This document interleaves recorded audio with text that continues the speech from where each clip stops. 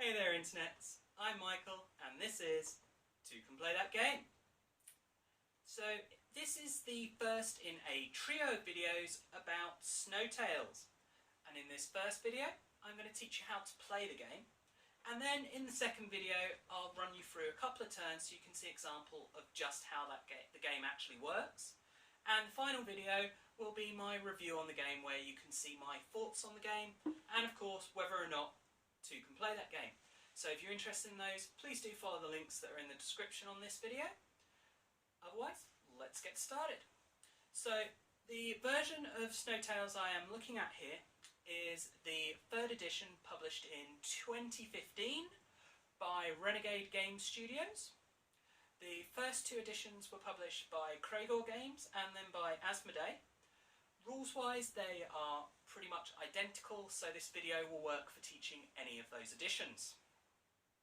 The game plays 2 to 5 people in around an hour and a half on average, in my experience. According to the box, it is a 45-minute to 60-minute game, so you might find that if your players are less AP prone, that the game will go quicker for you. And also, according to the box, it is for ages 10 and up, if you pay any attention to that. So, what is Snowtails? Well, let's take a look at the cover, shall we? You can see on here some husky dogs, some sleds, and some people on them. So, not surprisingly, this game is about husky racing. You are driving the sled along an icy track, trying to be not only the person who passes the finish line first, but you need to be the person who finishes the round furthest past it. And I will go into that in more detail later on, so please do bear with me on that. But for now, let's take a look at the table. I can show you some of the components and go through the rules and show you how to play. Okay, so let's start with setting up the game. The first thing you will want to set up is the race track itself. These are double-sided pieces, so you will want to make sure you are collecting the right piece, and that creates great variability in the tracks that you can create in the way that you combine those pieces. You can select from the rule book. There is a series of predefined tracks that you can choose to use, or you can simply build your own track.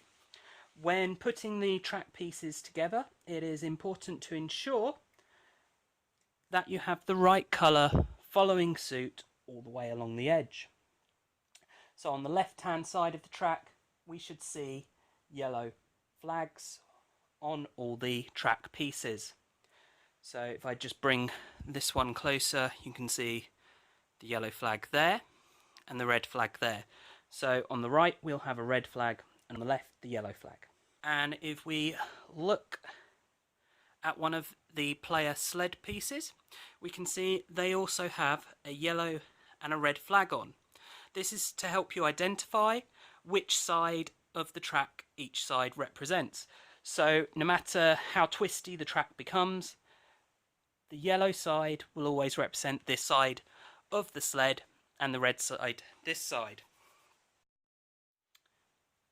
Additionally, if your track features any trees on the course, then you will also need these tree pieces.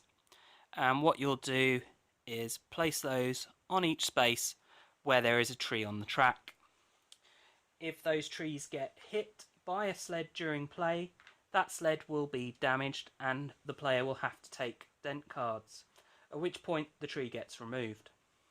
Next part of setup would be for each player to take the husky board that matches their colour, and then also the sled piece that matches the colour they're playing with. The final thing they will need is the deck of cards, of husky cards, that also matches their colour. So once each player has collected their cards and husky board, and they'll need to place a 3-point break in their board, so both of these have that. You will need then to have near the game board additional break tokens for the various values ranging from 1 to 5. Also near the game board you'll need the dent cards, which are double-sided, the same both sides, and the big pause token. The big pause token is not part of gameplay, but you can give it to people to indicate you feel they're being too slow on their turn.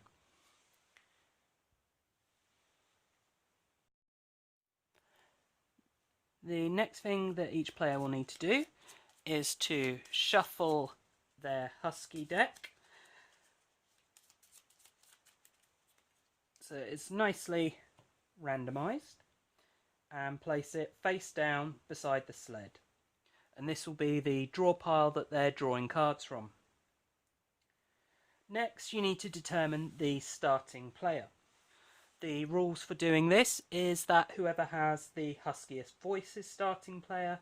However, I always like to do it in a randomised way.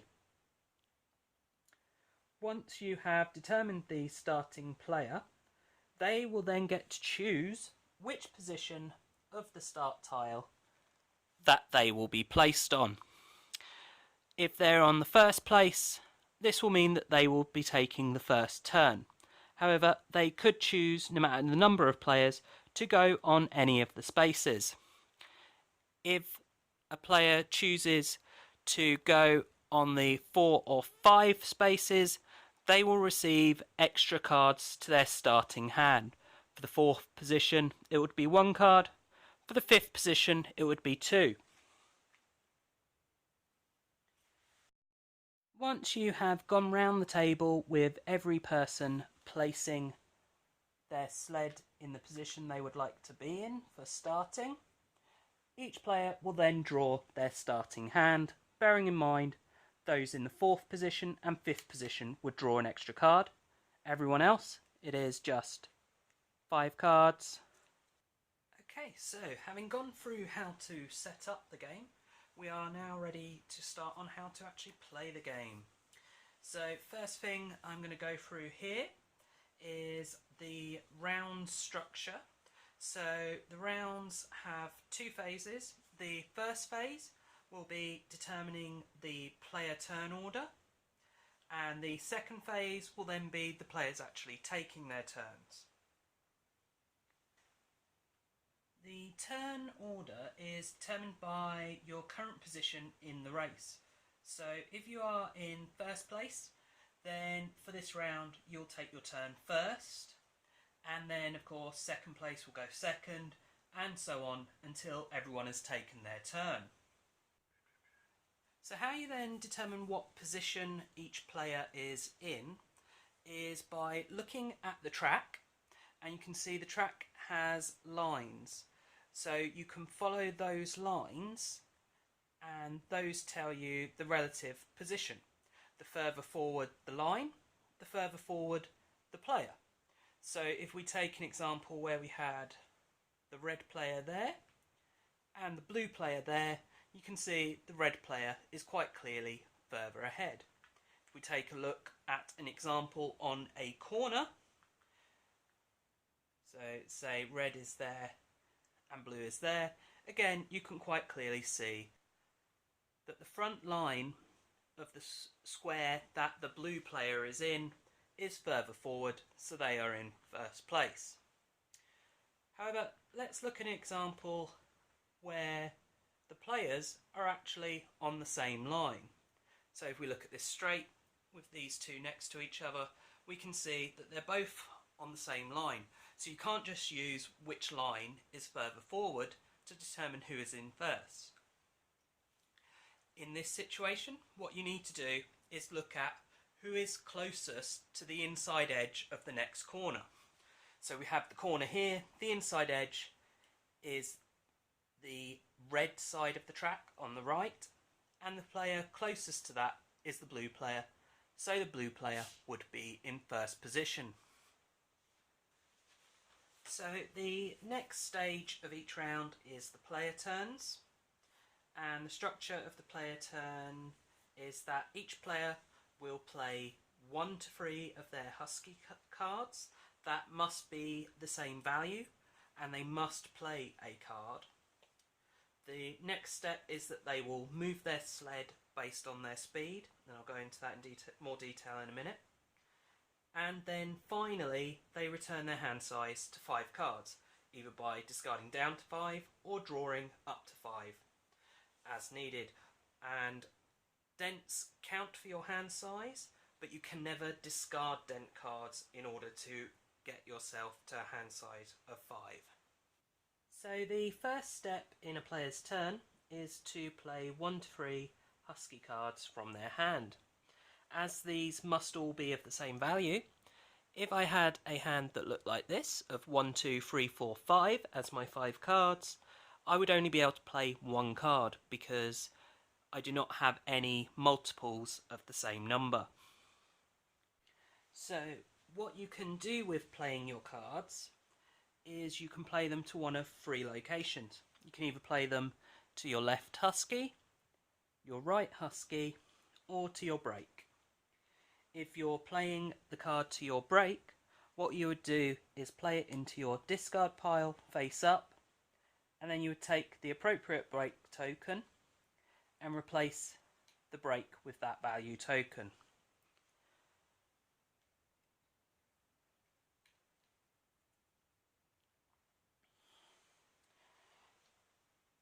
If you're playing the card to your husky, to either the left or the right husky, you would simply place the card on top of that pile of cards, altering that value. It is possible that due to having collided with another sled on your previous turn, that you'll have only dent cards and no husky cards in your hand at the start of your turn. If this is the case, then you'll need to draw an additional dent card in addition to any other dents already in your hand, and then you would draw your hand size back up to 5 cards. So in this case I would need to draw 2 more cards. Once you have done this, you would then continue to play your turn as normal. So at this point I would then need to play husky cards. So once you have played cards, you then need to move your sled. So let's say I had played this one on the break. That would then mean that I would need to move this sled 5 spaces. The way you work out the movement of a sled is you add the value of the huskies. We have 3 plus 3 is 6, and then you minus the break. So we have 5. So in this example, for moving this sled, I would move forward 5 spaces. 1, 2, 3, 4, 5. And it would just be straight line movement. If I wanted to move towards the side, I would need to play cards so that my huskies did not have an equal value. Whenever the huskies do not balance, you then have to drift the sled towards the higher value husky. So if, for instance, in this example here, where we have a 5 on this husky and a 3 on the break, we would then have a total speed of 5 spaces, because of 3 plus 5 being 8 minus 3 is 5, with a drift towards the right because the strongest husky is on the right, which in this case is the red side of the track, of 2 spaces. So this would mean within my turn I would need to move forward a total of 5 spaces and right a total of 2 spaces, and that is diagonal movement. So I could go 1, 2, 3, which is a diagonal to the right of 1, so I've done that once. I can then do it again, 4, and then I move forward for my final movement, because I've already done 2 spaces to the right, giving me a total movement of 5. So let's talk about a couple more examples of movement. So let's look at a situation where the brake is more than the husky value. So here we have a -1. That does not mean you move backwards. All that means is you don't move at all. You just stay there. If we look at another example, where in this case we'd have a drift to the right of 1 because we have a difference of 1. However, because of the brake of 3 and the husky value being 3, we still have a total of 0, which means that we again don't move despite us having a drift value there. So one final point to make on moving a sled is that when your huskies both have the same value, your sled is considered balanced. And what this means is that with the exception of the first turn in each game, that you can have a optional bonus to movement equal to your position in the race. So looking at the track as it stands now, blue is in first place, so would be allowed an additional optional movement of 1 place. So with their current speed being 3, they'd be actually able to move 4. 1, 2, 3, 4, but of course it's all in a straight line. In the case of red, who is again balanced, but is in second place, they would be able to take an additional 2 points of movement. However, it's important to note that if you take this optional movement, you must take it all. So, although red's speed is 3, they would not be able to move only 4 spaces. Their options are 3 spaces or 5 spaces. 1, 2, 3, 4, 5.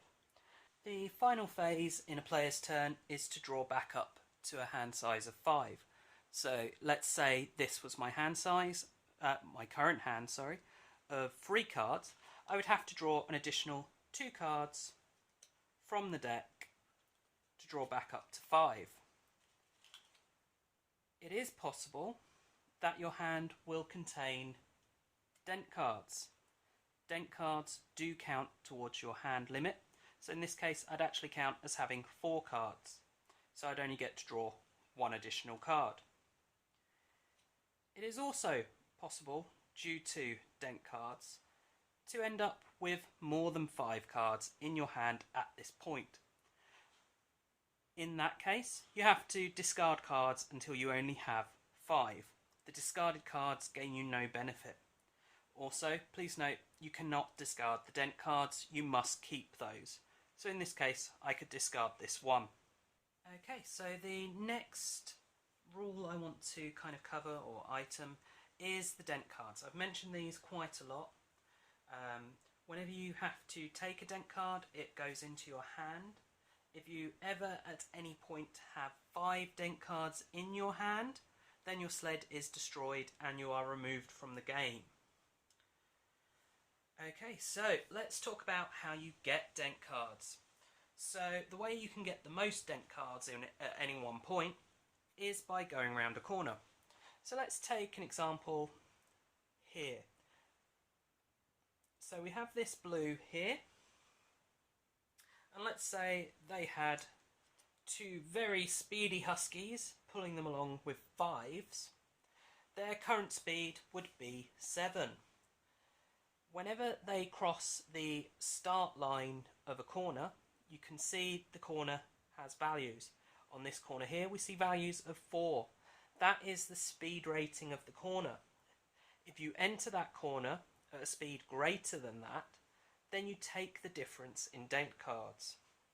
So, in this instance, we'd be moving forward 7. 1, 2, 3, 4, 5, 6. Oh, and we've run out of track. Let's go through that in a second. But first, we entered this corner at a speed of 7, and it has a value of 4, so we'd take 3 dent cards into our hand. So another way to take dent cards is colliding with the side of the track. So in the example we were just discussing, where this sled has gone flying way too fast into this corner. They've then not only taken damage from going too fast into the corner, they've then also hit the side of the track. So whenever you do hit the side of the track, your sled's movement ends immediately. So in this example, we'd only moved 6 spaces, but we lose that 7th space of movement. The sled will then remain where it stopped, where it hit the edge of the track, and then the player draws a dent card. So in this case, we'd already drawn 3 dent cards for going into the corner too fast. Because we hit the wall, we take an additional dent card. So the other way that you can take dent cards is by hitting trees. So in the setup we discussed that sometimes you may end up with a tree in a position on the game board. If due to your movement you would hit that tree, the tree is removed from the board and you would take a dent card into your hand as if you'd hit the side of the track. However, unlike with hitting the side of the track, you would then continue with your turn. So in this case, I would get to continue doing my movement and then also drawing up or discarding down cards. So related to dent cards and damage, but does not actually involve taking dent cards, but it does involve collisions, and this would be collisions with another sled. So let's look at this example here. We've got the blue sled directly behind the red, and they have no drift. They have free movement, so they'd have to go 1, 2, or 3 would mean that they hit the sled that is in front of them. So in the situation where your movement would result in you hitting another sled, your turn would actually end immediately, and it would stop in the space it reached just before the collision. So in this case it would stop there. If I was doing a sideways movement, then it would stop there. This would mean that you do not get to discard cards or draw up cards to refill your hand, because your turn immediately ends. Okay, thank you for bearing with me throughout this instruction. There's just one final thing to go through, and that is of course how the game ends. So the game will actually finish at the end of the round where the first person crosses the finish line. So let's say we have a situation like this at the start of a round. So in this round, the red player then moves forward 3 spaces, crossing that finish line. At the point that they cross that finish line, that triggers the end of game. Who then wins the game is determined by who is the furthest forward along the track. So in this case, blue would also move forward 3 spaces, and they would be behind the red player. So the red player not only crossed the finish line first, but they also won the game.